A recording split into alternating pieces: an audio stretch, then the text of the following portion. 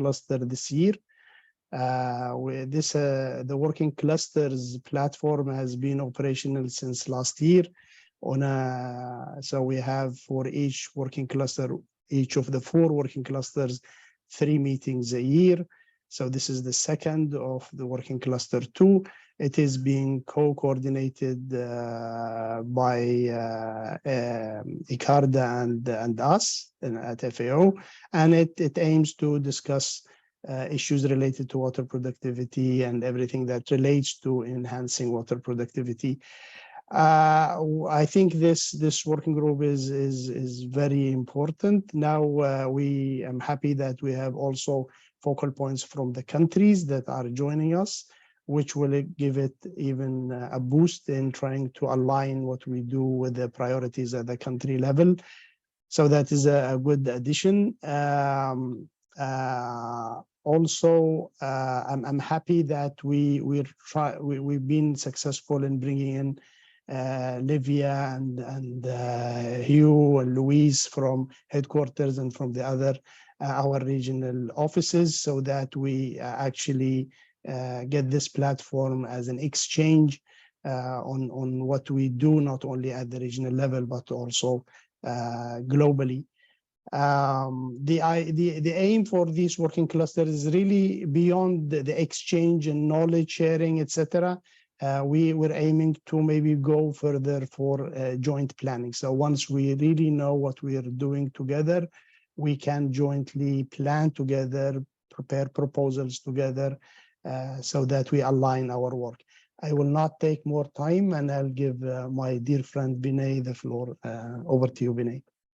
Thank you, Mohamed. I think you set the scene well. So yeah, we are in our second meeting, and starting this year, we have a slightly newer composition, and so we welcome the national focal points, and we look forward to hearing their updates as well as the regional partners. So I'm looking at the program, and it looks quite exciting and interesting, especially because we are introducing some new things that are of interest to the region, and it's very timely. So looking forward to these presentations and quite active Q&A session. So with that, back to you, moderator, and let's get started. Thank you. Thank you, Vinay and Mohamed. So without further delay, I think we can start with the presentation. The first presentation, Livia, the floor is yours, please. Thank you, everybody. I'll share my presentation. I'm Livia Peiser, Land and Water Officer in the Land and Water Division of FAO, where I mainly work on the Vapor project. So I assume you all know. Do you see the screen, the right screen with the presentation? Okay, thank you. Yes. I assume I don't need to present what Vapor is, but yeah, if that is the case, I'll be happy to give some more introduction. But in this presentation, I'll just focus on what's new in the last year or so. So not really that new. But then I'll be happy to provide additional information upon request or in the question and answer.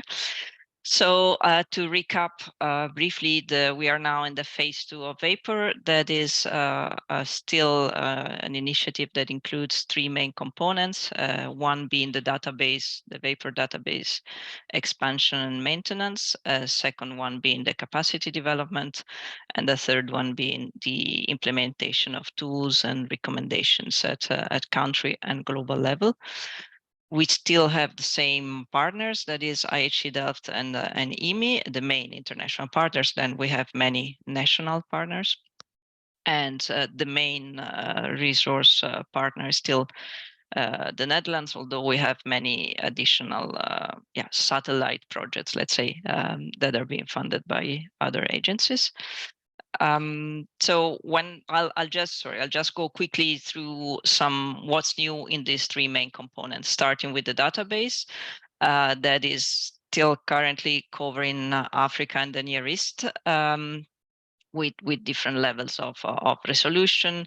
The darker or shaded countries are and areas are where we have data at the moment 100 meter resolution, and the whole continent is covered at 250 meter resolution, with higher level areas in yellow at 30 meter resolution. But this is going to change very soon, because of course the main update of the database for this year is that we are now going to global coverage, and with the global coverage we also will increase the resolution over Africa and the Near East. That will now be covered at 100 meter resolution for the whole area, and while the globe will be, within certain latitude limits, will be covered at 300 meter resolution. And we also increase the number of high resolution areas at 20 meter resolution. So I wanted to summarize with you what's new in this new version of the database, and it's mainly around two aspects. One is improvements in input data because of availability of new products. The first one is the inclusion of Agira 5 Copernicus product that will improve the accuracy and temporal and spatial resolution of particularly reference ET data, but with impacts on all other data components. So Agira 5 will be used to calculate reference ET, and will be available at the resolution of 10 kilometers. And we already saw that there are areas where the version 2 of Vapor, so the current version had, for example, too high values of reference ET, and this is now being addressed with this new input data. The other main input data change is the use of VIRS for land surface temperature in combination with other land surface temperature data sources like Landsat and MODIS. That is although phasing out, and that will also allow for increasing temporal and spatial resolution of ET. We're also integrating more of Sentinel-2 data at all levels, and this is being done by applying also some thermal sharpening tools. Thermal sharpening have been developed. At least the tools we are using have been developed in collaboration with the European Space Agency that funded a project called ET for FAO, where these tools and open source tools were developed, and now we are applying them in the new version. So the result will also be that the level 3, so the highest resolution data, will be now available at 20 meter resolution. So that is, in summary, what's new in version 3.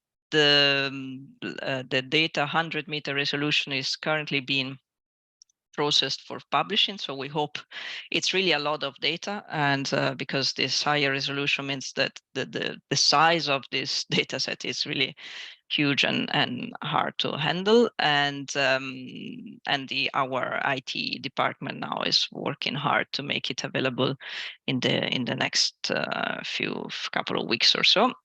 So keep an eye on the website to see when it is announced, and the global coverage will be launched officially at the Stockholm Water Week in end of August. With that, we also try to improve the documentation, because that's our, let's say, it's critical for us to have everything described and available as open source. So the codes and algorithms repositories have been better documented, and in particular, there's now a wiki page in the code in the repository that links not the textual, the narrative, let's say, description of the data with the codes and scripts, so that makes it easier, well, at least for some type of users to see really how that is calculated.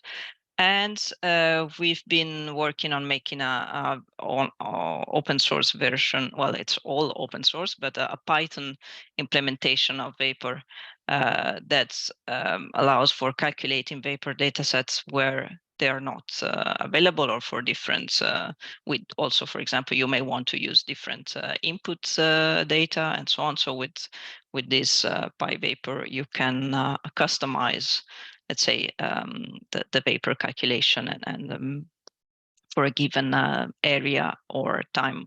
That is very much resource intensive. So yeah, it's normally can be used for limited extent and time periods, because otherwise it becomes really a bit resource intensive to handle.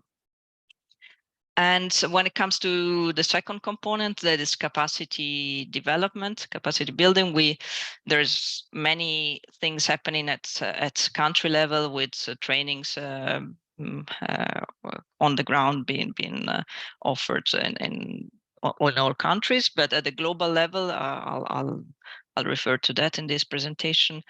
There's a new online resources that I think are of interest for you. So we've been doing hackathons last December. There was a very interesting one with many participants from the region, and a new recent open course is this course on Vapor concepts and validation that just started last week. And but as all other courses, I mean, they are available on a given date, but it can be followed at any time at on speed. So please check on our website and register if you're interested. And yeah, there's many other resources available that can be accessed from the Vapor website.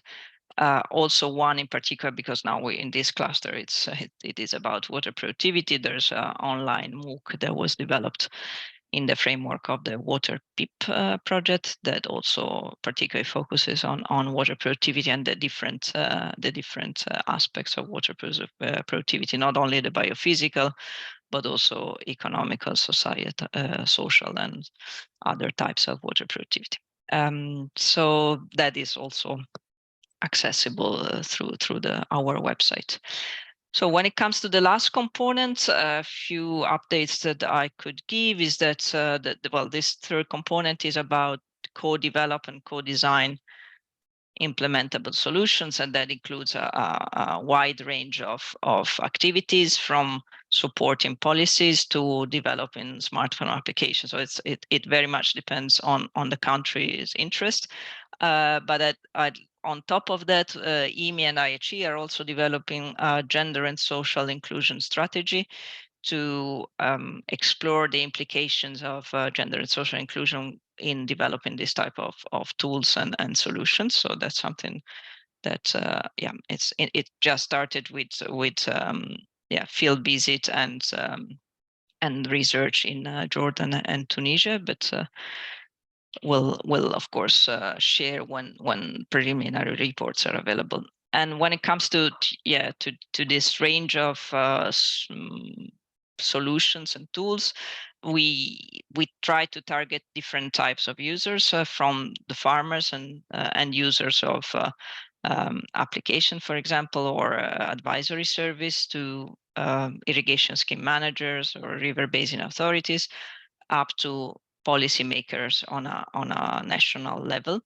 And in particular, EMI in this project, and with also IHE Delft, is now developing some of these tools in the project countries. So I mentioned a few of them that might be interesting for the region. So drought monitoring, well, of course, things in Sudan are now a bit on hold, of course, unfortunately. But irrigation performance assessment in Jordan, in Iraq, and again in Sudan, and use of Vapor data for water resources assessment, again in Jordan and Iraq, and the improvements and expansion of this smartphone applications in countries like Tunisia, Algeria, and Palestine. These applications are, well, you know them, I guess. There are many of them have been developed in the region.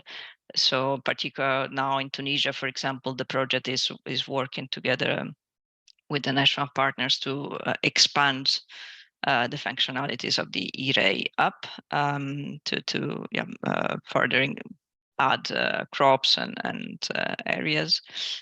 So that is also going on. But applications, it also, I mean, under the term application, we also include global level. And now that the vapor data will be available globally, it's a good opportunity for us to test and demonstrate its use in support of SDG monitoring.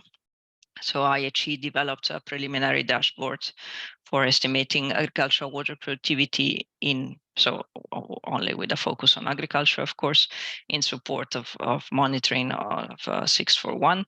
And it will now be updated with the global level when possible. So it will be interesting. We are doing that, of course, in collaboration with the colleagues in FAO that work on the indicator itself, because FAO is custodian agency of the indicator.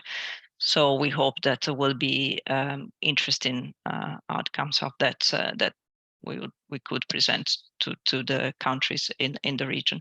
So to wrap up on the key, let's say, achievements on updates of the last year and a half. So we started activities in 10 countries, but Colombia and Pakistan will are being added now. And the good news is also that Egypt is now finally part of the vapor. It took 2.5 years to get through all the security clearances and all that, but finally we got that on end of May. We got the signature of the project, so the activities will start in Egypt as well, and we are very happy for that. We included additional 2 countries, the version 3 of the data. I think we are very excited about that. Another very interesting update is that we've been advocating for that with the Copernicus program of the European Union, and it's the good news is that the Copernicus service has included a global ET product in pipeline. That means that hopefully, if everything goes well, by 2024. There will be a global ET product developed by the Copernicus program that is a very good progress in terms of sustainability of the data, meaning that we will not have to rely entirely and always on the vapor project to develop this global level database. Of course, there will always be a need for projects to translate global or higher resolution data into meaningful land and water productivity assessments and solutions for improvement. And that will probably be still a good area of work for FAO at different levels. But we're very happy that Copernicus is now interested in taking up this work. And the other maybe relevant news in the region is that we also started a partnership in Morocco with the Digital Pole, and in collaboration with the University Sande, they will be using vapor data for monitoring water productivity and water scarcity in Umar Basin. And that's it. I'll just mention that in 2023, 2023 will be actively participating in Stockholm. The session is on 24th of August. There's the FAO conference now coming up in early July, where water is very prominent, and there will be roundtables and side events also where vapor is on the scene. The World Food Day this year on the 16th of October has a specific theme on water for all. So that's also will keep us busy and will be a good opportunity to increase present new updates and increase the visibility. And we also look for collaboration and showcasing collaboration with countries in the region. And everything is available on the Vapor website that is also been launched recently. I mean, there's an updated version of the website that is available since May. So yeah, I think that's all for the news. And let me know if you have any question. Thank you. Thank you, Livia. Thank you so much. And that leaves us close to 8 to 10 minutes for some Q&A.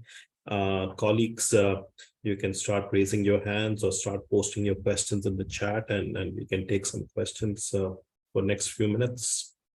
It's very interesting, very informative, and I'm really happy seeing all these updates coming in. And I'll brief my ICARDA colleagues and touch base with you, Livia, and see how we can also actively engage with you, especially in Morocco. We have worked extensively in Rabia watershed. We have done SWOT modeling and stuff, so we have quite a lot of in-depth experience and data sets for those. Great.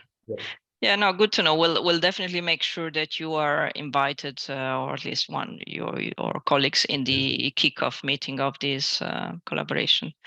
So yeah. And Iawe is next door to us, the boundary wall, so it's walking distance, and we would love to follow up with them too. Yeah. And colleagues, of course, any questions? Anybody wants to raise hand or okay, Professor Ragab, you want to go first? Yeah, thank you. Thank you, Livia, for the presentation. I couldn't actually see the units used for water productivity. I see the focus mainly on the ET and ET node. Water productivity is a different story and has different units. So I wonder actually how the water productivity would be expressed in your portal. Thank you. Yeah, thank you for the question. Sorry, that is part of the things that I didn't include in this presentation because that is part of longer, let's say, vapor activity. But we express water productivity as kilogram as yield over unit of water consumed. So in case of agricultural water productivity is kilogram over cubic meter, and those two inputs can be expressed differently. So that on the production side, what the satellite retrieve is biomass, but we can from there applying the appropriate conversion factors that are specific to each crop. We can estimate with different levels of accuracy. We can estimate yields starting from remote sensing derived biomass. That is for the production side. And for the water and ET, we calculate water productivity using both total actual evapotranspiration, but also transpiration alone, because that is interesting at times to look in particular at the agronomic aspect of water productivity.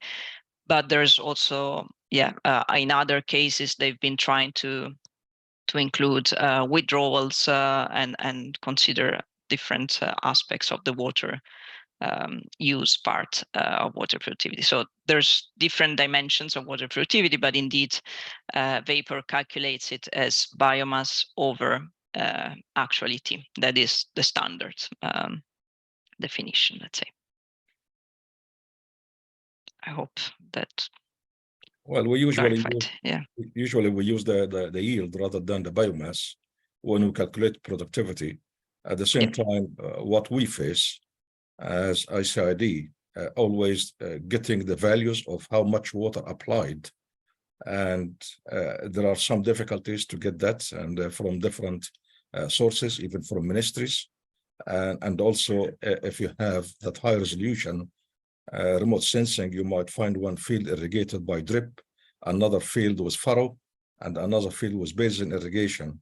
And that actually makes the remote sensing images sometimes is very difficult to work with, because you need to calibrate, although it's larger scale, you go back to calibrate at point scale.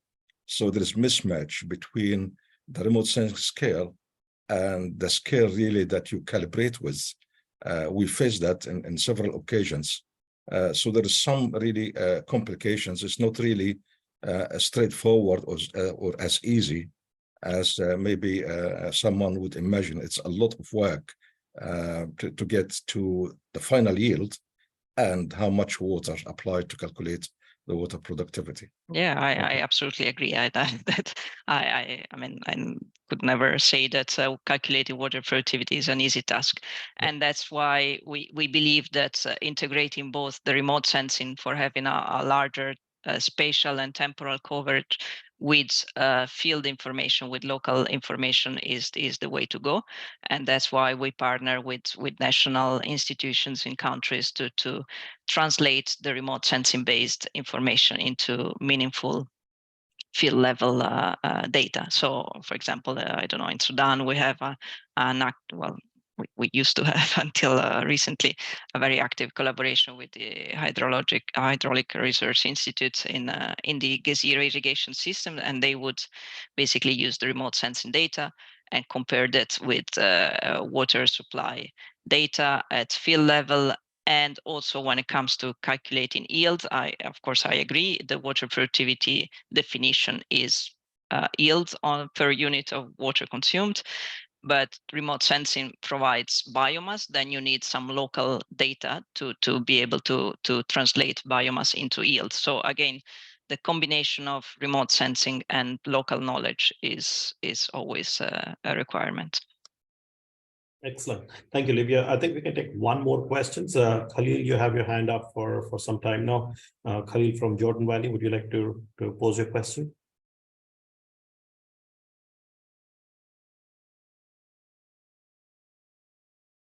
Khalil, you're muted. You want to unmute yourself and ask a question?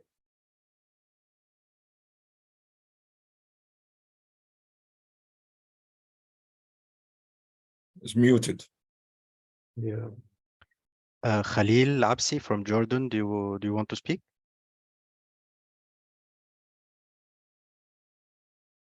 Okay, we had one more hand up. Who was it? Yes, it was me, and I opted not to ask for the sake of others. Okay. But since Khalil is not asking, I may have missed, you mentioned, Livia, the new resolution, the 20-meter resolution. In our region, could you maybe elaborate where those high resolutions would be? Yep, absolutely. So we plan to have high resolution areas in each project country. So on the portal, you can already see high resolution areas. I'll try to go east to west to remember them all. So in Iraq, there's one area active in West Garaf, and another one will soon be developed for an area in Erbil, or near Erbil, in the Kurdistan region. So then in Lebanon, there's the Bekaa Valley. In Jordan, it's North Jordan Valley and an area in the highlands. In Palestine, it will be an area in Jericho, where we focus on date palms. In Egypt, we have Zankalon, but there will be, now that the project is back on in Egypt, we will have a discussion around that at the inception workshop on whether to keep the area in Zankalon or change something. We have high resolution areas in Libya through another project funded by the African Development Bank. We have in Tunisia, we are developing Jendouba and Kairouan for olives. And in Morocco, there will be, through this LOA, an area in we still need to agree with the partners there if it's Tadla or another irrigation system. And in Algeria, it will be the Metija plain. Thank you. Thank you. Sudan is Gezira, sorry. Yeah, just one additional information. The Cairo Water Week is from the 29th October to the 4th of November. So that would also be an opportunity if you want to, I mean, we're now developing an FAO track at the Cairo Water Week. So that would be an opportunity maybe to launch or to highlight the Vapor 2 in Egypt. Absolutely. Hichem already contacted us on that, and we have Nagla in the office who's following that. Thank you. Yes. Also can present that in ICID annual meeting in Visage in India, first week of November. You are most welcome to present it. Thank you. That would be also nice. Thank you. Excellent. Well, I think we'll have to stop the Q&A here just to stick to the program. And Khalil, you may pose your question in the chat, and then maybe Livia, you can take it bilaterally in the chat box with him. And with that, I'll hand it back to the moderator and we can continue with the remainder of the program. Thank you. Thank you, Livia. Thank you. Thank you, Livia. Thank you, Vinay. So now we'll have the presentation from ELEAF colleagues. We have Corné and Abdur.Rahim who are with us. So Corné, I leave the floor to you to present yourself and your colleague, and then to start with the presentation, please. Yes, thank you very much, Hichem. I think I'm already sharing. Is this working? Yes. Yeah. Okay. Well, thank you for having us. Abdur.Rahim and I, my name is Corné van der Sande, and my colleague Abdur.Rahim Safi will present what we have developed using WAPOR data. These are the water consumption dashboards. So at ELEAF, we are producing the WAPOR data, and many colleagues of us are busy with the production of this data. It's a huge effort to get this data at 100 meter for Africa and then 300 meters globally. And that's what they're doing right now. The last part, 300 meter globally, is being produced now. Last week we had a barbecue session and they were still looking very happy, but it's tense. My colleague Abdur.Rahim and I are not involved with that. We just make use of the data, and we what I'm going to present, we used version 2 data, but also already some version 3 data. Well, I'll take you along. Let's see how this works. Yep. So at ELEAF, we use, of course, open data, but we make the open WAPOR data, and we make commercial data, and that's at 10 or 20 meter resolution, the commercial data. And with this variety of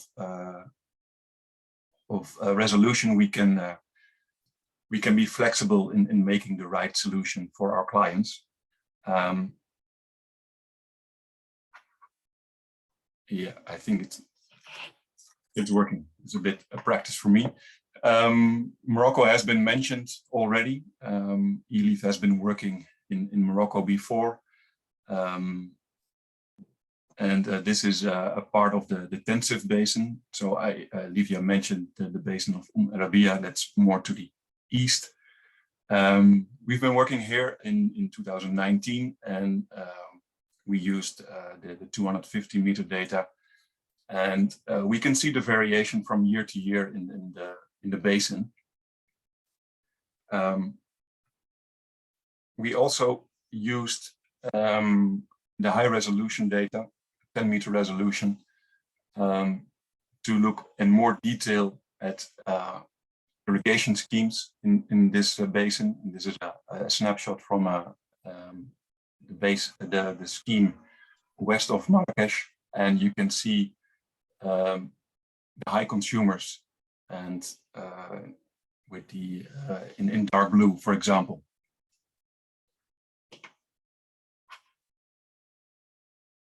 What we tried to do, we developed this data sets with the water boards and the irrigation office in this area, and hoped that we could deliver this data as GeoTIFF files or KMZ files to be used in Google Earth.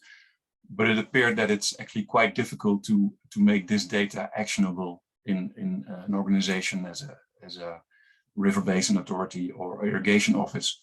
So last year we started thinking of how to improve that, and together with our partner Racing in Marrakesh, we have developed the water consumption dashboard. And we are focusing in this dashboard on helping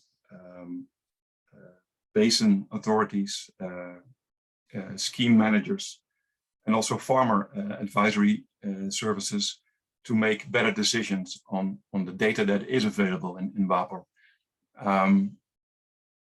We use a tool, it's a commercial tool, a business intelligence tool, to make this dashboard.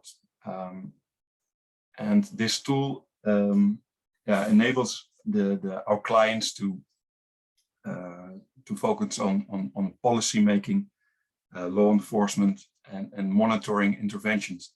Why we choose to use a business intelligence tool is that it more and more comes more close to our field of work, so the geospatial field of work. It's very much tailored to showing time series data, and some of them also are able to show map data. They're able to export the data from the dashboard as an Excel file, but also as presentation or a PDF, for example. It's highly flexible in zooming in to a certain area, and well, you can quickly get an overview of a question that you raise in your head, and easy to visualize. We have developed 3 types of services. The first one is the free service, and the second one is the basic service, and the third is a high resolution service. Start with the basic service here. We use the open data from WAPOR and use clients' data, object data, to present it in the dashboard. And with the high resolution service, we use our own commercial data based on our ET loop model. That's also the basis of WAPOR. And we have a high resolution service package for that. Currently, we are developing the free service, where we partner with a partner to make this available for different irrigation schemes. And what we make available is the basic service. So to promote our dashboard, but also to make it more the use of WAPOR data to come more effective, the use of it in various countries in Africa at the moment. To go a bit deeper into the basic service, so we use now the version 2 data of WAPOR. And we are expecting the version 3 data to become available soon. So we have the resolutions vary from 100 to 300 meters. And we can go back into time from 2009 to present. And we can, in this basic service package, we can update the data in every decade. With our partner Racing, we developed this service for the basin authorities. The first example is that we are able to, with a simple water balance model, we can calculate the abstraction from the aquifer. But we can also look at a provincial and communal level, that these authorities need to have approval, authorizations from groundwater withdrawal from the basin authority. And this map is showing actually the communes, and in red showing the high consumers in that province. We try to make maximum use of the WAPOR data, so we do use it at 100-meter resolution to show the hotspots of water consumption, and that can already direct the basin authority to do law enforcement. And of course, we can use the 100-meter data to calculate water consumption and biomass growth at the irrigation sector or even block level. And then our high resolution service package is actually using the 10 or 20-meter data. And our clients can subscribe to this dashboard for a year. And well, we can show the variation in water consumption, but also biomass development for all the fields in the sector. That's what you see in the image above. And we can go into more detail at parcel level, not at this detailed resolution, but there's open data as a background, and we can calculate the same parameters at this level. Give the floor now to my colleague Abdur.Rahim. We have made a movie actually of the functionality of the dashboard, and this will work despite of internet flaws anyway. So we don't give a live demo, but we give a movie, and I think I can start it by just clicking. Yeah. You take over, Safi. Yeah, thank you so much, Corné. Actually, we selected, we have developed many services, but we selected only two. And the first one is about directing water police. So this dashboard is actually helping our client in Morocco to see who is consuming more than allocated amount of water. So actually they are tracking exceedings. And what you can do with this dashboard, now you see that the whole sector is visible. So the red one is using more water. You can also change the slide bar to see the changing of the ET and precipitation. These are the ranks of the farmers, which are ranked from higher consumer to the lower consumer. And you can see parcel ID of the farmer and what they're growing. So actually, I selected this highest consumer. And now we go to the next level analysis. Can you move next, Corné? Yeah. So this is the highest consumer selected. And you see that we then analyze if there is a bore well or if there is a water storage pond. But in this case, there is no such a facility. And after that, we can see that our users can change irrigation efficiency. They can also input the water allocation. They can also change the effectiveness of the rainfall. And then at the end, we can see that needed other irrigation. So this is the amount of water which we don't know which source this is coming from. And after that, if this is a suspicious activity, we can click on the link and then we can go to the Google Earth. And so in this way, we can direct water police if there is any suspicious activity. They can go physically there and they can further explore what is happening on the ground. Can you move Corné next? Yeah. Yeah. So this one is the second service, which is actually comparing consumption between two different periods. So you can think of dry period with the wet period, or you can compare two periods before implementation of certain technology and after implementation of certain technology. And you can see again, you know, the red one are the highest consumers and the green one is the low consumers. So you can change these analysis if you want to do analysis based on the decadal, monthly, or yearly.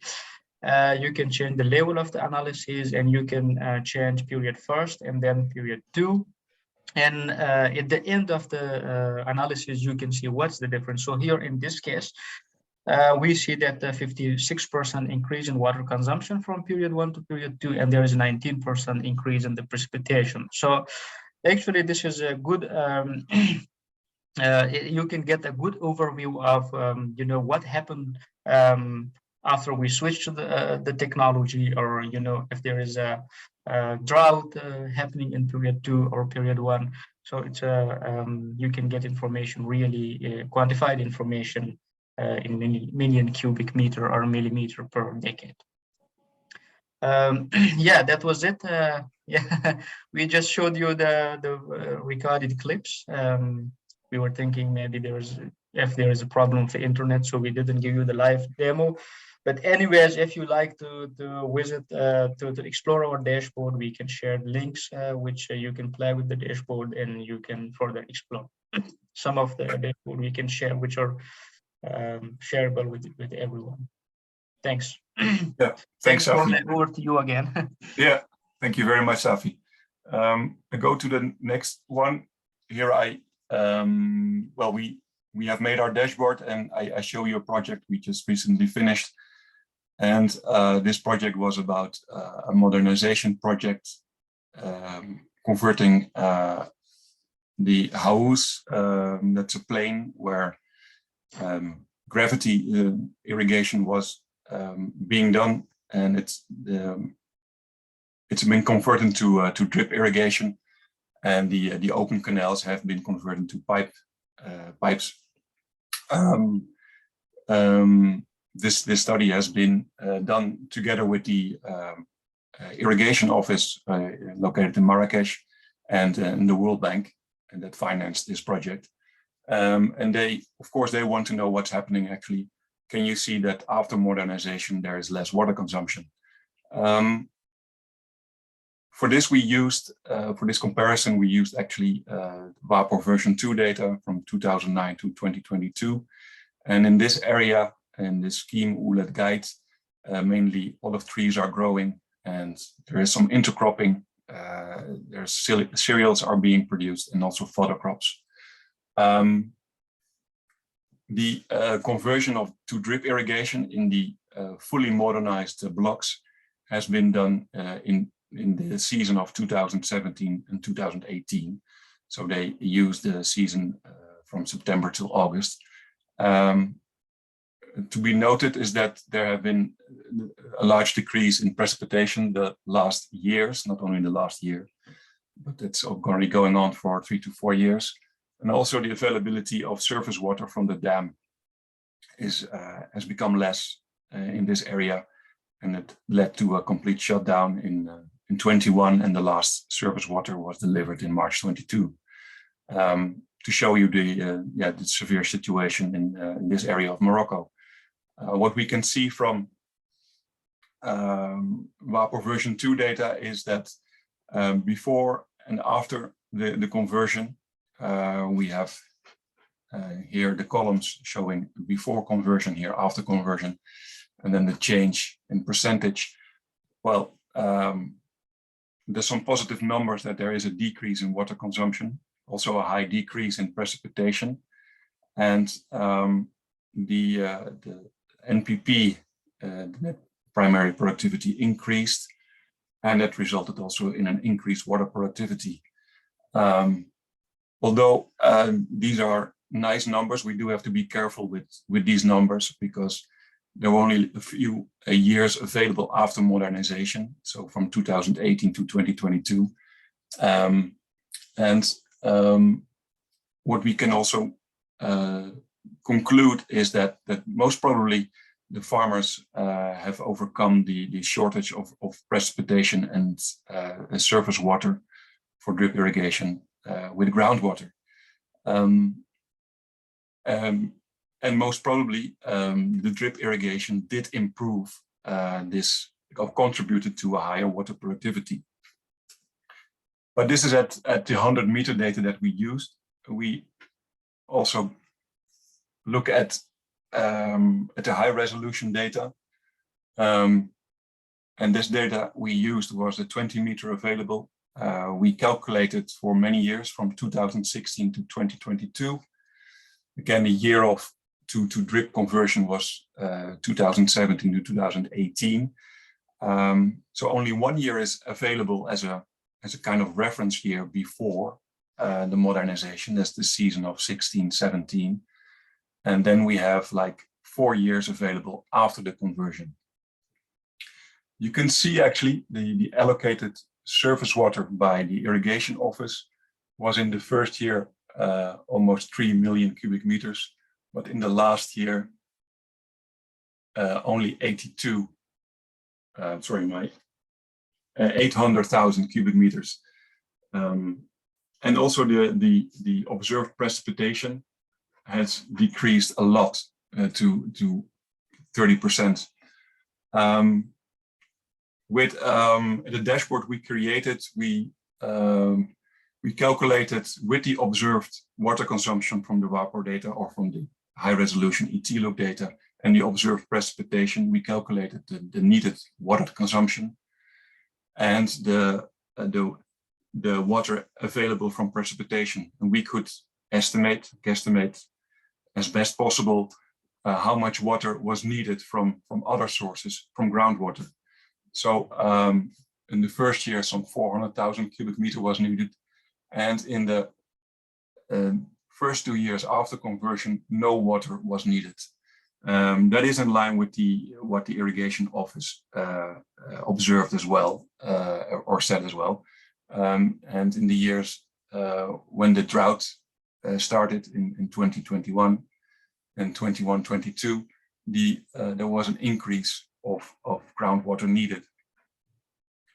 And this is actually the dashboard that we developed for it. Here we can we have the possibility to select the parcels that use the surface water allocation we received. The surface water allocation from the irrigation office. These are very big Excel files showing the water that has been given on a semestral basis. And we were able to integrate that and connect that farmer ID to the object ID of the field. And this way we were able to calculate the needed water irrigation, the needed other irrigation from groundwater. In this example, the 1.8 million cubic meter was needed. Another example we can retrieve from the WAPOR data is the ET loop data. In this case, the high resolution is the area under cultivation to better understand the decreasing water consumption. What do farmers do? And this is actually at parcel level, the area under cultivation. So on the left image, there's a lot of water available, and all crops, all parcels have 100% coverage. And in the years of the drought, farmers make decisions. Of course, these are logical, but these are visible easily with our dashboard. Another example is actually the use of wells. In this area, there are registered wells and unregistered wells, or even collective wells. The two images above, especially on the left one, you can see the blue fields. These are the fields that consume a lot of water, and these could resort to wells. These are all farms that have registered wells. But if we do the inverse, we select all the parcels from this scheme that have non-registered wells, we do see a lot of high consumers. We know that in this area, this is the old area with a lot of olive trees where farmers rely on collective wells. But we also see high consumers indicated with blue areas in the areas that have been modernized. So this gives a lot of information, and we get, well, from the water board and the irrigation office, we get a lot of positive feedback on that this data is easily visualized. Well, that come to an end of this presentation. I thank you for your attention, and yeah, questions can be addressed to us, to my colleague Abdur.Rahim and me. Thank you, Corné and Abdur.Rahim. This is very interesting and very enlightening, because I think we're moving now to an era of really picking the fruits of technology in a practical manner, supporting water boards, water agencies, water managers, at least better understand what's happening, because that element of the equation is still not clear in many countries, and I think this provides them with a very effective tool. I had some questions on the cost element, because well, if we go with the high resolution, so that maybe you want to address that later, but I will give the floor to Dr. Ragab. Please go ahead. Thank you, Dr. Hamdi. Excellent presentation, of course, but I'm really wondering how the water consumption was calculated. I didn't see a single equation saying actually how the water consumption is calculated. I can see your reference to rainfall, your reference to AT, your reference to groundwater. But what's the equation? Because that's the engine of the whole thing. Yeah.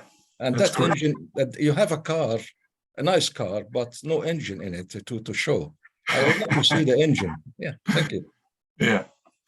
I was expecting this question. Yeah, from someone like me, of course, yeah. No, but you're right.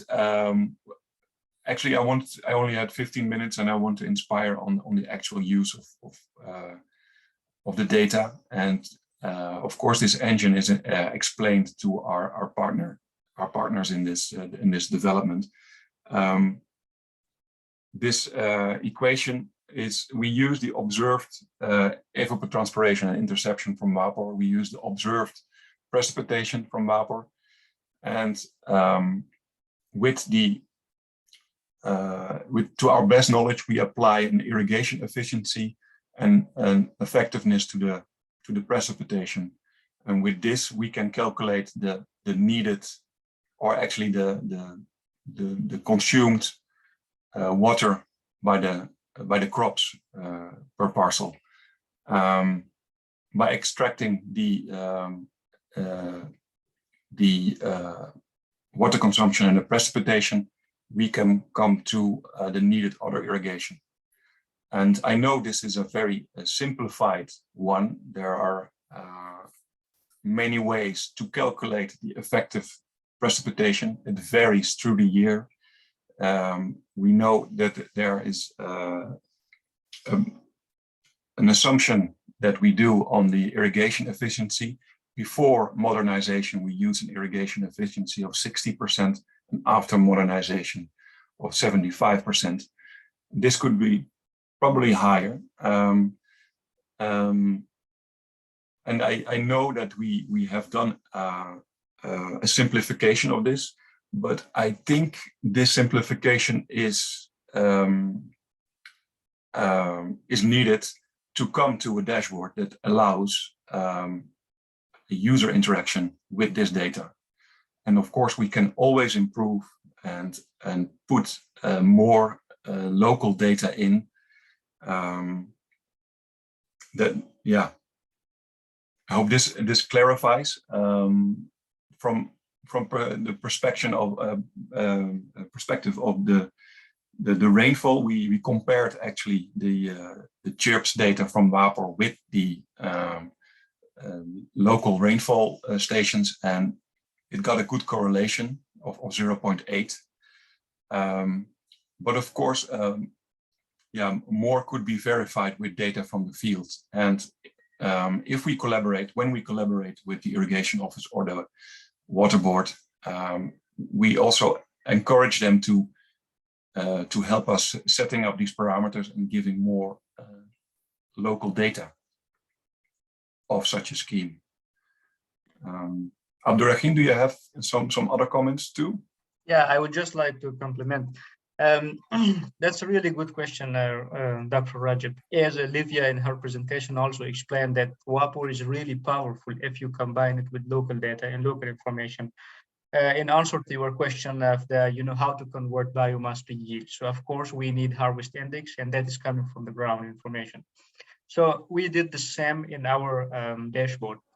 We had local partner, and of course, some of the information has to come from the local partners. So let's say, what is irrigation efficiency on the ground, or what is the effectiveness of the rainfall on the ground? And so if they are diverting water from a canal, so what is the conveyance efficiency? There would be water, wasting on the way. So we would say, of course, vapor is powerful, satellite data is powerful, but we have to combine local data with it, and then it really gives powerful insights and information. Yeah, that's from me. Yes. Thanks. Thank you, Abdur.Rahim, and Livia has also put on the chat the link to the vapor calculations and equations that are used to calculate the water consumption. So maybe you can also, Dr. Ragab, look at those for further information. I see a question on the chat from James Latin from Siwi. Maybe you want to address your question in person? James, are you with us? Yes, no, Yeah, no problem. Well, you saw my question in the chat. Of course, Siwi is not so much specialized in production and productivity, but much more focusing on water governance. And so the question here is how are the different stakeholders at the same level of information? And so my question was indeed, how public is this information? Does all the stakeholders have like an easy access to that so that they are at the same level of understanding the challenges in a basin and who is doing what? Yeah, that's one of our goals, of course, to get everybody on the same page or let everybody look at the same dashboard. What's happening at the moment, and there, both the basin authority and the irrigation office, they are looking at it, and they are very keen to continue working with this, and we are happy with that because the well, they both have a different goal. The irrigation office is there to make maximum use of the water and produce crops. And the basin authority is there to preserve the water in the aquifer. And these are contradicting goals. And we had the goal as a team to develop this with Racing and ELEAF to put them together. And we see that the dashboard is an easy tool to look for them both at the same data and give them the opportunity to ask questions. And we see the possibility of improving that. And we're talking to other, not keeping this at the low level. We talk to the Ministry of Water and the Ministry of Agriculture. Morocco has set up, as mentioned by Livia, a Pôle Digital, that's a digital hub. And they are also very interested. This digital hub is there in Morocco to digitize agriculture. And well, we are there to partner, of course, and to explore the possibilities of making this available at a broader sense, because that's needed. The goals are for each organization are different, and how to combine it is best in one in this case a platform. Yeah. Thank you. Thanks, Corné. Just a follow-up to that, because I can see the free service versus the high resolution service, which is paid service. So I can imagine that with additional resources and partnership with ELEAF, then you provide additional services that are effective in terms of on-ground management of water resources and irrigation management. So there is always that business orientation to it, I would assume. Mm-hmm. Yeah. So the last question, Khalil, are you with us? Are you on mute? Yes. Yeah, thanks. please go ahead. Thanks, Dr. Hamdi. I have a question about the conceptual of the water productivity and whether we are understanding this in a good way, or there are other factors which are affecting the water productivity. And the results come from our studies in general, if it is technical or economical study regarding the water productivity or not, because in our analysis, usually theoretical sense, we use the input-output relationship and we keep other factors are constant. And in the agriculture sector, we cannot assume that this assumption is correct, because we working with uncontrolled environment regarding the water and agriculture relationship. In the soil, there are circumstances, there are microorganisms, and there are different factors affecting the relationship between the water itself and the other factors which also existed in the soil or in the environment. And above the ground, we also facing different factors and conditions which affect the water, the crop productivity, without considering that the water is directly proportional to the productivity or vice versa. So I think our interpretation for this relationship sometimes is questionable, because if we, for example, add water in a certain quantity and add a good type of fertilizer, the productivity of the plant will be increased. If we add, for example, the same quantity of water in negligible farm unit, for example, we don't use the herbicides or pesticides, this will affect the health of the plant and the productivity from the same quantity of water which is used is much lower. This leads me to ask the question, is there any ideal conditions through which we can ask about the water productivity according to these conditions, not to talk about the water and the plant productivity with varied condition, and to come to the result that the water productivity from physical point of view is X, and in that farm or in that country is Y. And another important question regarding this, the economic water productivity, I think, is much important than talking about the physical water productivity. In some cases, when you face as a country a surplus of a certain product, I think you are not seeking to increase the water productivity, but you are looking for increasing the price of the product in order to come with a return for the farmers, because it will affect his profit and his revenue and his situation in the farm. So my question is specifically, is there any relationship between the economic efficiency of using irrigation water in a certain farm and the economic productivity of the certain plant, and how we can adjust a certain condition in order to have a benchmark for comparing purpose? For example, in Egypt, the water productivity may be more than it's in Jordan. But what are the favorable conditions which is assumed to be available for a certain plant in order to compare the water productivity from this farm to that farm, or from this country to that country? And this maybe also has an input for strategic planning regarding the irrigation water sector in the country. Thank you. Thank you, Khalil. Actually, in your intervention, you've asked more than one question. I can maybe summarize. You've asked about the effect of local conditions on water productivity and the factors, the local factors that enter into it.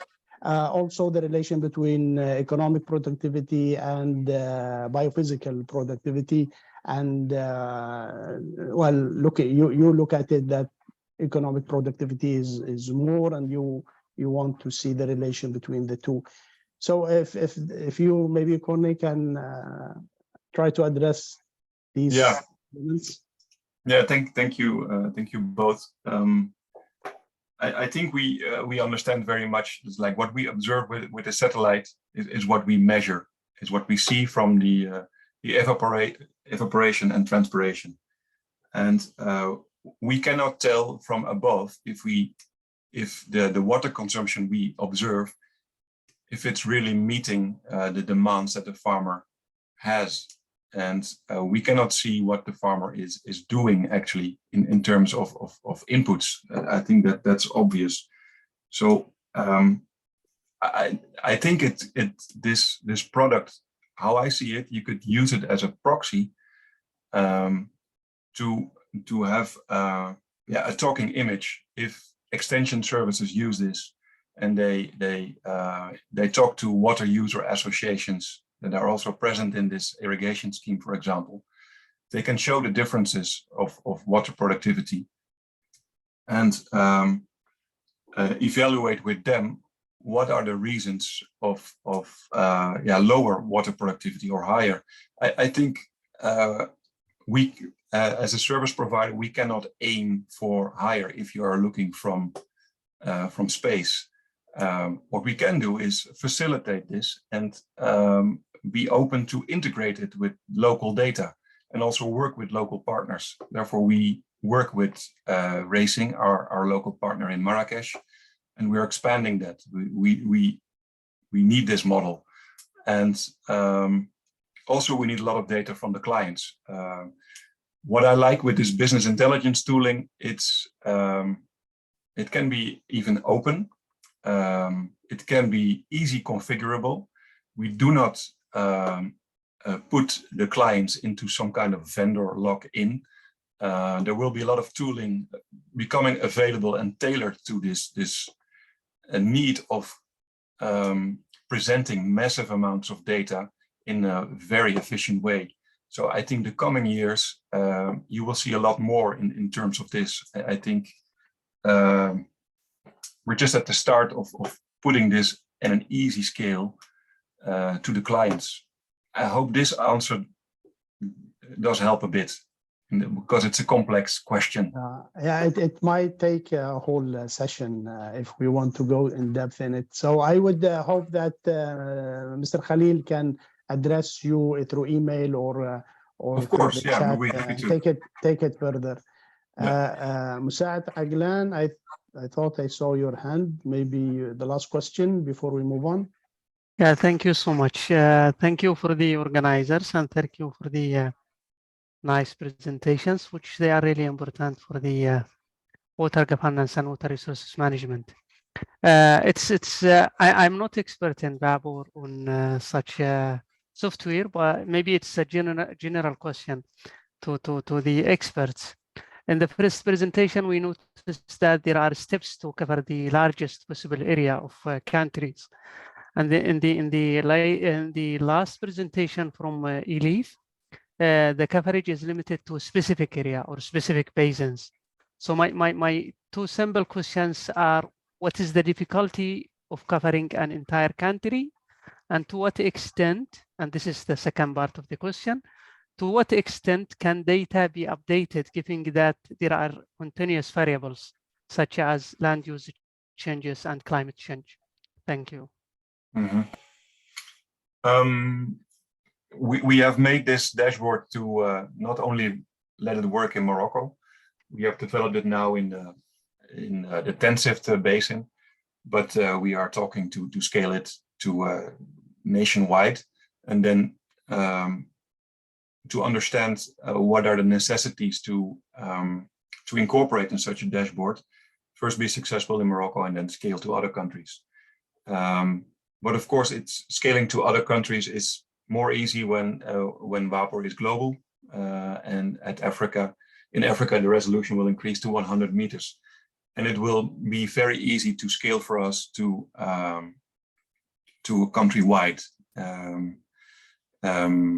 We have our post-processing pipeline to convert the WAPOR data at object level of interest of the client, and we have the dashboard ready for it. For the high resolution service, it's a different type.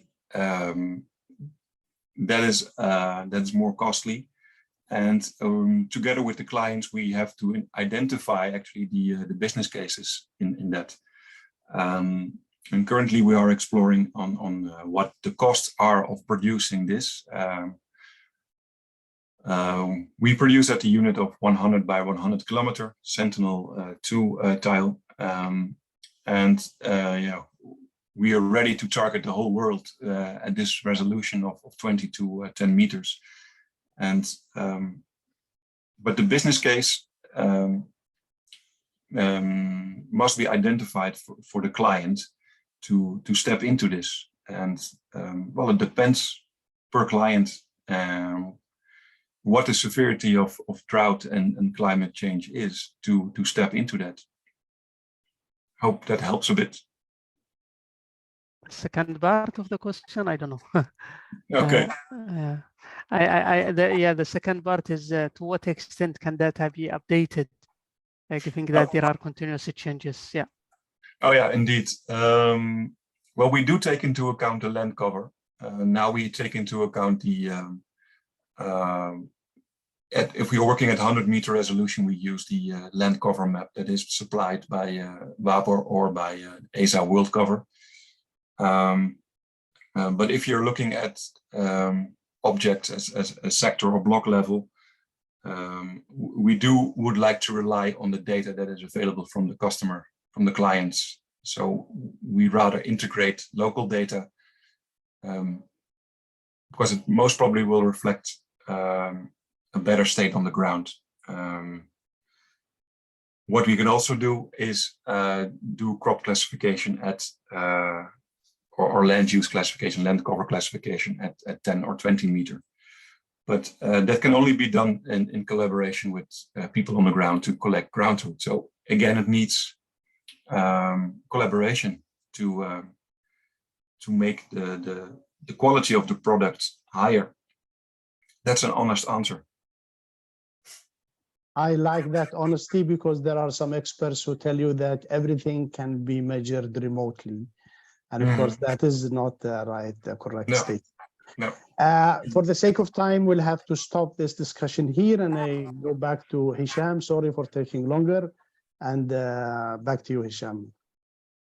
Thank you, Mohamed, and thank you for Corné and Abdur.Rahim for their availability. This was very interesting. So without further delay, because we are really late for the next item of the agenda, I will leave the floor to Hugh from the regional office for Asia and Pacific, who will present their work on real water savings tool. So Hugh, please, the floor is yours.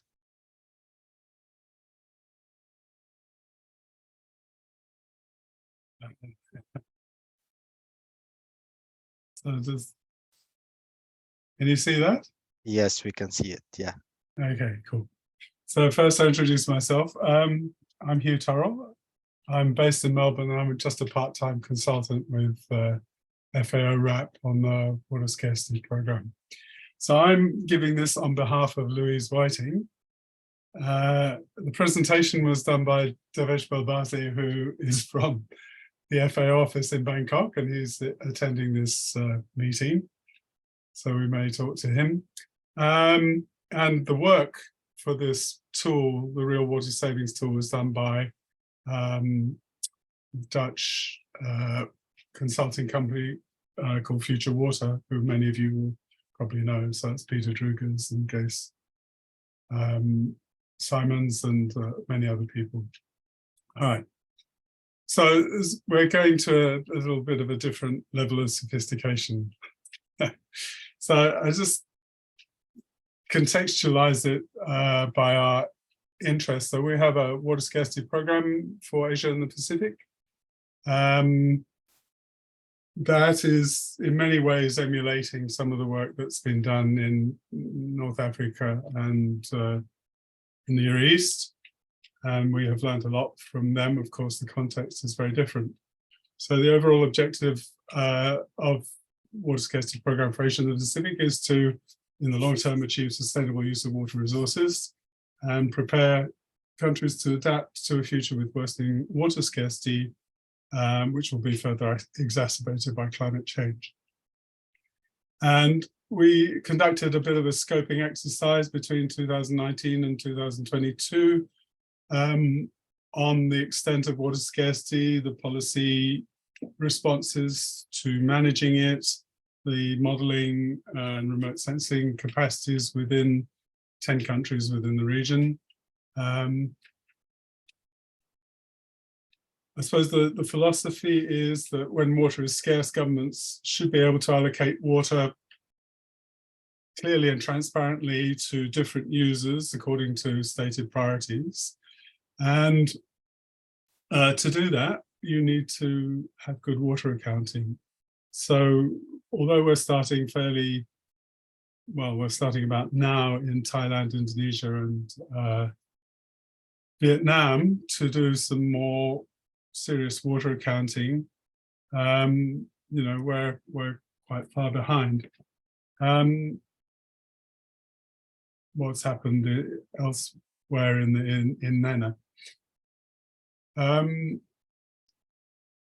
So there are 4 components to the work that we're doing, water accounting being the first and sort of basic activity. And the idea of that is that over time, if you learn enough about how you're managing and using water and how sustainable that is across all sectors, including the environment, then you can start to work out better frameworks for water allocation. And certainly in Asia, I've heard talk about allocation today in Morocco, which is interesting to me, but water allocation in the way we understand it across sectors rather than just distribution of water within irrigation areas and networks is sort of fraught with politics and challenges. And there are many ways of addressing it. I mean, Australia has some fairly evolved water allocation processes, but they would be hard to replicate elsewhere. So we see that as being a very contextually, locally driven, long-term aspiration to develop better water allocation frameworks and processes. And in the course of industrialization and urbanization, which is proceeding at a very rapid pace in Asia and the Pacific, the relief valve for water scarcity will inevitably be agriculture and irrigated agriculture. So what you've been talking about today, how to increase water productivity whilst using hopefully less water, and whether that be biophysical or economic water productivity, there has to be an understanding of how farmers can adapt and how they can be helped to adapt. And that's probably, well, I'll get into that later if anybody wants to talk about it. And then we pinched another idea from Nena, which is to have a regional collaborative platform to try and share experience, but also training capacity, build a regional training team in water accounting, water allocation, and other works over time. So the water scarcity is primarily driven really by irrigation development in Asia. So up to 90% of actual water use, and that's consumptive use in the countries in Southeast Asia and Asia, is from irrigated agriculture. Now, of course, environmental flows are also high volume, but at least in our part of the world, there's not very good accounting or understanding or specification or application of environmental flows. So there's probably the big long-term tension will be between environmental water use and agricultural water use, because the absolute volumes required to satisfy industrial and potable and other non-consumptive needs is much smaller. So likely it's within the irrigation sector that some of or many of the solutions to address and manage water scarcity must be found. And there are solutions already proposed, notably around irrigation efficiency, that have misleading or can have misleading results and encourage maladaptive practices.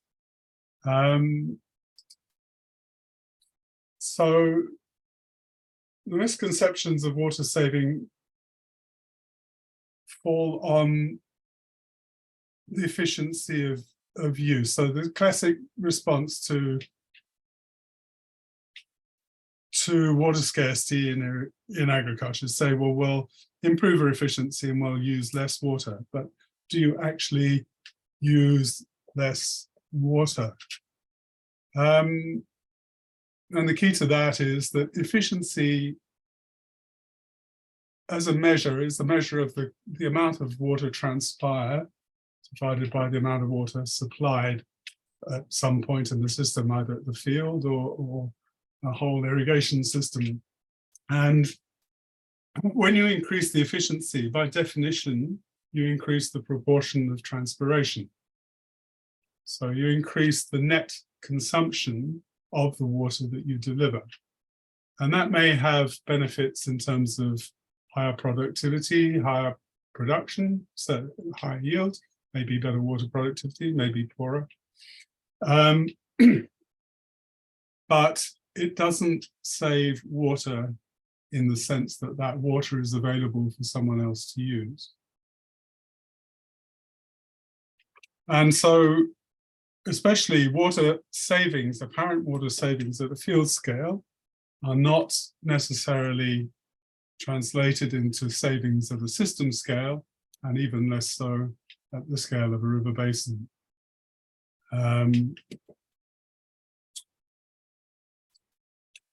So we asked Future Water to develop this simple tool, which is not really a model, it's a spreadsheet-based tool, to help analyze the likely water savings from different interventions in agriculture, be they water management interventions or agronomic ones. And so there's a series of publications there which are available through Future Water's website and also through FAO, a joint publication. So the real water savings approach is to look at the water balance that we look at on the previous page and look at the effects of changing practices in irrigation, in drainage, in soil management, in crop husbandry on the net water balance of transpiration, application, transpiration, drainage, percolation. And particularly, the idea is to understand better or get people to start thinking about what are the consequences for the recoverable portion of drainage and percolation, and what happens to those return flows within an irrigation system and more broadly within a river basin. So one of the publications contains a directory of different agronomic and water management options and their historical performance. They did a very extensive literature review of, I think, getting on for 1,000 papers. Anyway, so the key thing is to go back to this now fairly well-known adaptation of the sort of Malden approach to consumption-based water accounting, which is to divide water withdrawals on the right-hand side into the consumed part, which can be beneficial and non-beneficial, and the return flows from that application, which may be recoverable from surface drainage or may return to groundwater, or maybe non-recoverable where they're affected by salinity, or they are, instead of percolating downwards, they move laterally through the soils and then are evaporated non-productively. So the tool breaks down field water balances in this mode, in these 4 categories, and allows people to then aggregate that across a cropping system, across a year, across an area, to look at what the likely real benefits are of doing different interventions, rather than just assuming that, you know, your efficiency goes from 60% to 85%, and you suddenly have 25% more water to use elsewhere. And I'm not going to talk about them today, but they've also done some tools to to look at the virtual tracing of return flows within an irrigated area. That's all called Follow the Water. And there's another one that was already developed beforehand, based around the weak model, to look at return flows within a river basin. And that ultimately is probably our bigger interest. So basically a fairly simple spreadsheet that takes a look at what water balance information you might have experimentally or from routine measurement.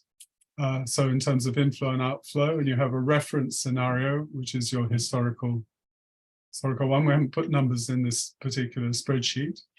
And then you have all the water balance inputs: rainfall, crop transpiration, soil evaporation. The crop transpiration might come from something like WAPOR, or it might come from other proxies or estimates from ETO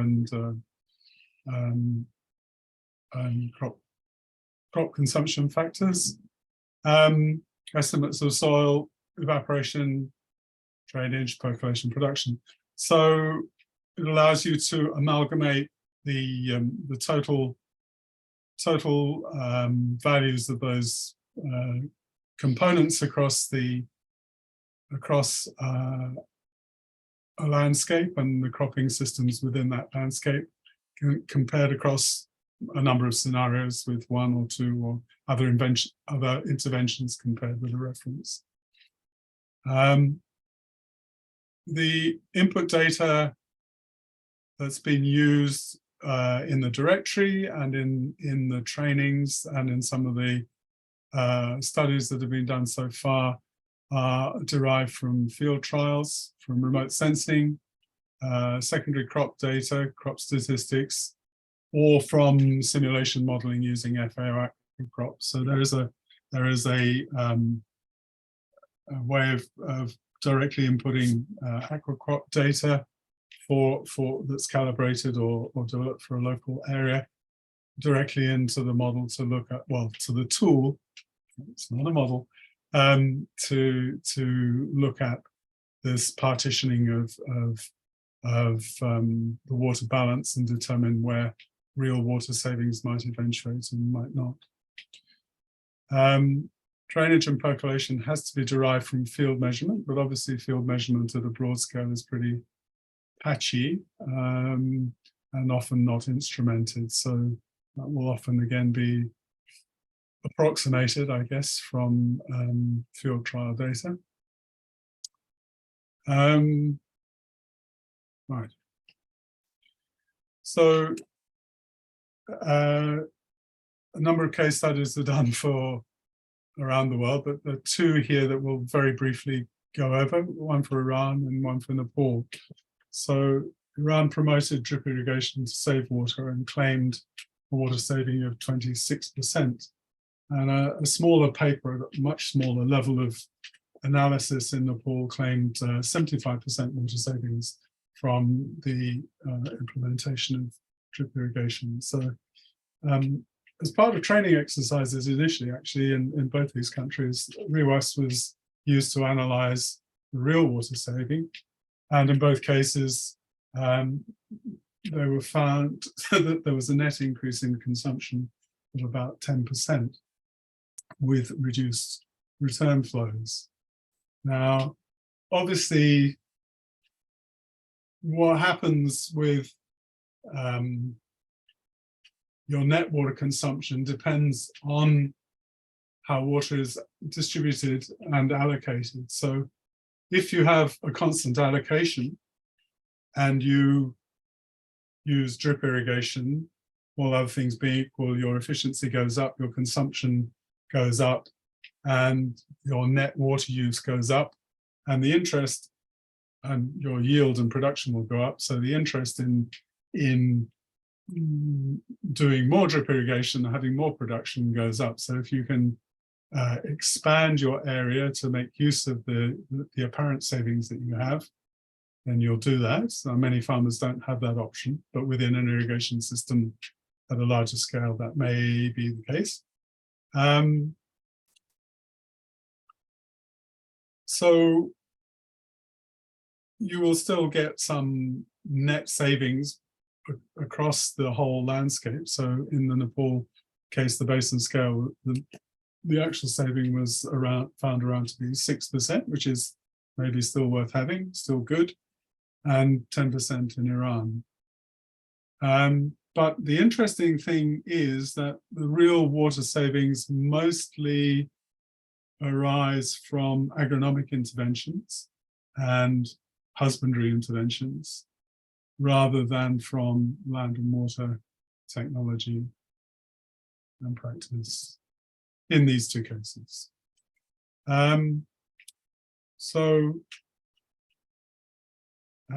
Future Water conducted trainings in about 10 countries, including 2 in India, 1 for North and 1 for South, 1 in Iran. And they have, and all the Southeast Asian countries, and they've been really well received and actually started, well, the response has been that people start to think differently, but the practice is that I think particularly amongst irrigation sector loans and programs, there's still a very strong focus on a simple appreciation that increasing efficiency is a good thing, whereas in many cases it will be counterproductive and lead to more uneven water availability, greater water use overall, but poorer distributional equity, either within irrigation systems and particularly across river basins, especially where there are people who already rely on return flows from large upstream irrigation systems of the sort you find in Asia and in the States. I mean, if you look at the Colorado Basin in the United States, the compact between the upper and the lower Colorado is designed to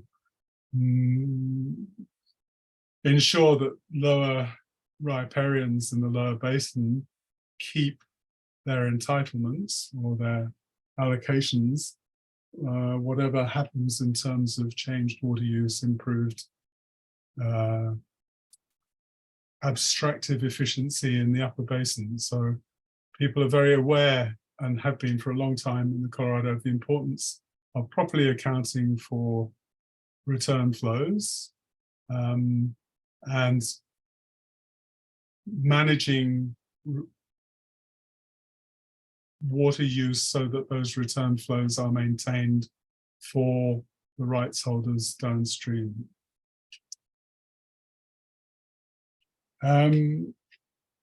So I don't think, probably should say that the participants in the trainings included stakeholders from governments, NGOs, research institute, and other related organizations. And we have an ongoing program to further expand as part of the water scarcity program's activities. And particularly, this will be more and more important if we get to the point of working on Pillar 3 on adapting agriculture to water scarcity. All right. Hopefully that wasn't too long or too simple. I'll hand you back to Mohamed, I think. Thank you. Oh, so to Hichem, maybe. Sorry. Thank you. Thank you, no worries. I leave it to Vinay to moderate maybe if there is some questions. Thank you, Hichem.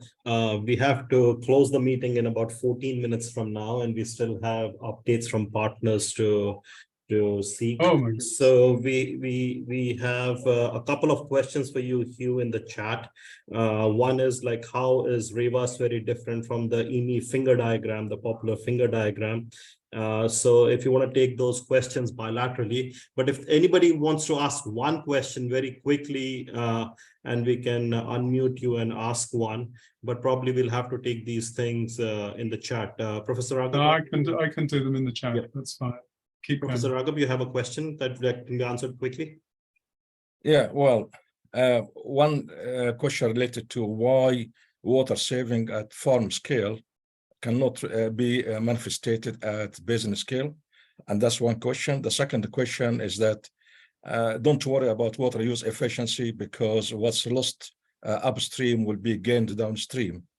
Maybe Vinay, you know that I have been working on the Kovri Basin in India, where the geology of the subsurface layer shows discontinuity. And we did a pumping test, and taking groundwater by a pump, we couldn't see any reflection on the groundwater level 50 meters away from pumping test in the Kovri Basin.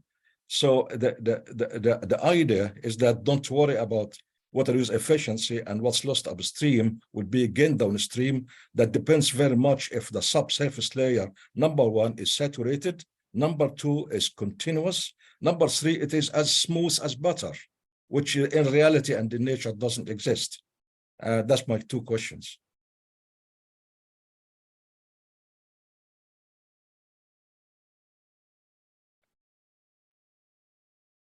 I think we'll take this conversation over chat, and let's move to the next. Yeah, I think that's better because it could go on for a very long time. And you have exactly, time. and you can share some publications as well to make the point. So, so the next thing, I think I'll hand it back to Hichem, which is on seeking updates from the partners and national focal points. Hichem, back to you.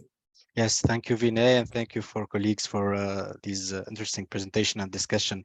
So now the next session is it's an open discussion to exchange on updates on what we have done during this period, and this is open. So I leave it to Mohamed maybe to moderate this session.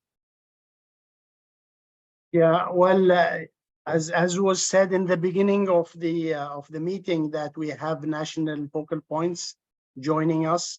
Maybe we'll give them a chance if they want to reflect on what they're doing at the national level, and how what they've heard and what we do in this working sector, how working cluster, how it reflects the work and benefits the work they do at the national level. So anyone from the countries that is willing to maybe highlight what they do and any connections to water productivity?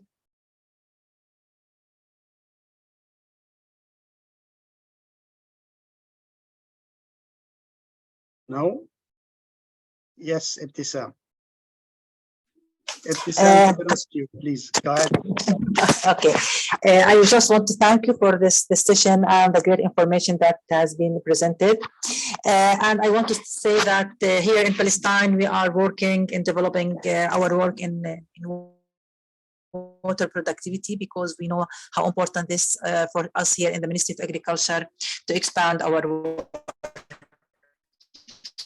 We are working at two sides. First, the one with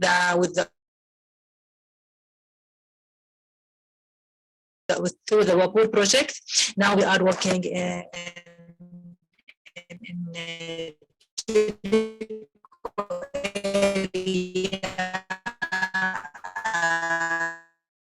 Ibtisam, your voice is breaking. We cannot hear you well. Jordan Valley to study the water productivity. I think we've lost Ibtisam altogether. Sorry. But Ibtisam was referring to the fact that Palestine has been part of the SIDA-funded project, which ended last year, working on water accounting, water productivity, and now they are part of the Vapor 2 project as well. So water productivity has been an element always within the water management in Palestine. Any other national focal point?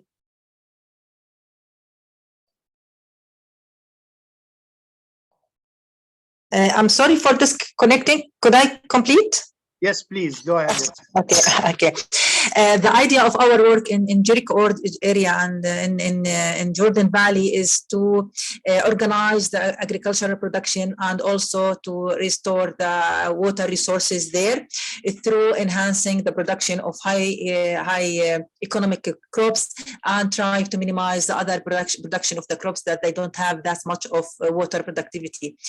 Also, we are working through the Dutch the Dutch embassy here in Palestine through one of their projects, was called the Dutch project, the investment in land and water.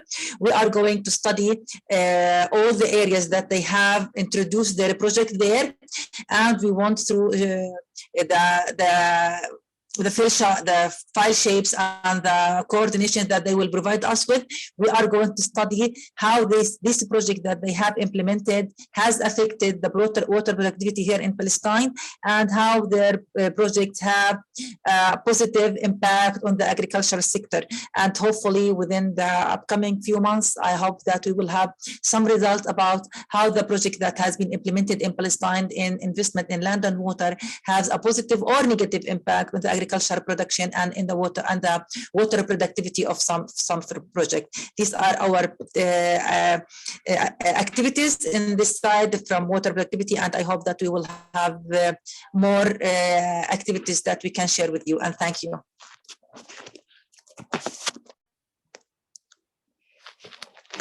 Maybe on the next working cluster meeting you can update us on results.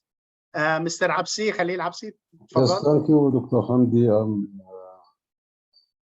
I'd like to mention that yesterday and today we have a training course for the people in Jordan who are relevant to irrigation water distribution in Jordan. And this workshop, it is a co-design workshop for the WAPOR, and nowadays it is the next stage for introducing this concept in the northern part of Jordan Valley. And we select the northern part of Jordan Valley because the dominant crops in that area is citrus, and it is mainly irrigated from fresh water, and fresh water in Jordan is very scarce, and we have to reallocate it for drinking purpose because it is the most important priority here in Jordan as a result of water shortage and scarcity.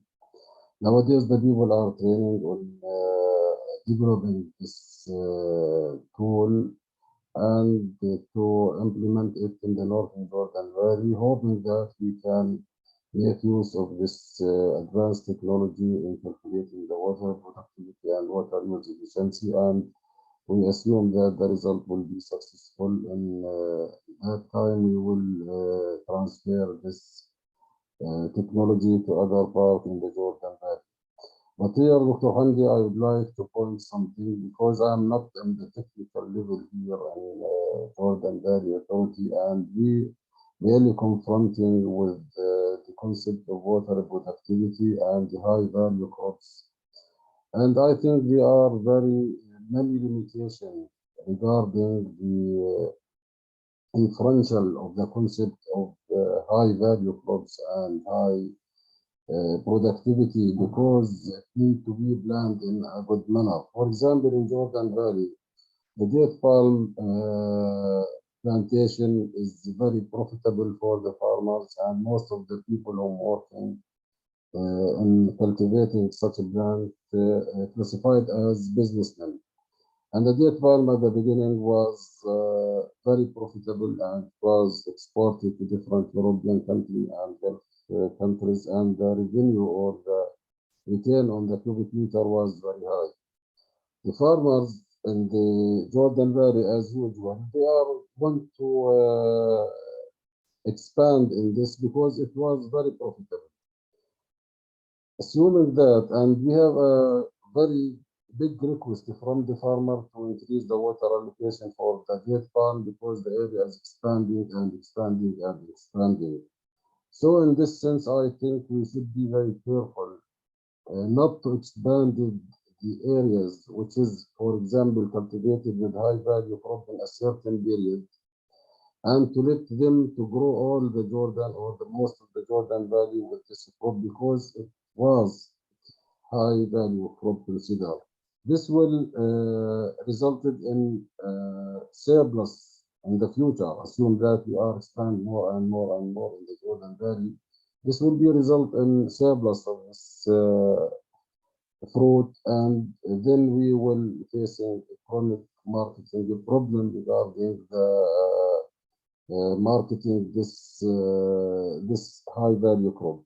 So I think we should be very careful, and there is many limitations concerning the concept and understanding of this crop is high value in a certain period and according to a certain season and to certain prices, and we cannot, for example, decide or advise the farmer, please all the farmer go and cultivate in this crop. We should be very careful. What I would like to say here, many times we use models, mathematical models, according to the profitability and the cost of the producing these, and the models come up, for example, to cultivate all the area, all the targeted area with a certain crop.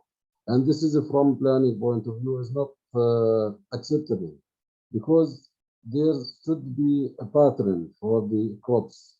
And this is the responsibility of different ministries, not the Ministry of Water and Irrigation or Jordan Valley Authority, the planning ministry, the Ministry of Agriculture, the Association of the Farmers who export and import vegetables and the fruit. We should be very careful not to let everything as the result of the model because we should be very careful how to plan for the cropping pattern in a certain area, in the sense that we need to produce the local needs and the foreign needs according to a certain reliable data and accumulated data for a time series and for the future expectation of the demand for this crop at the local level and for the foreign markets.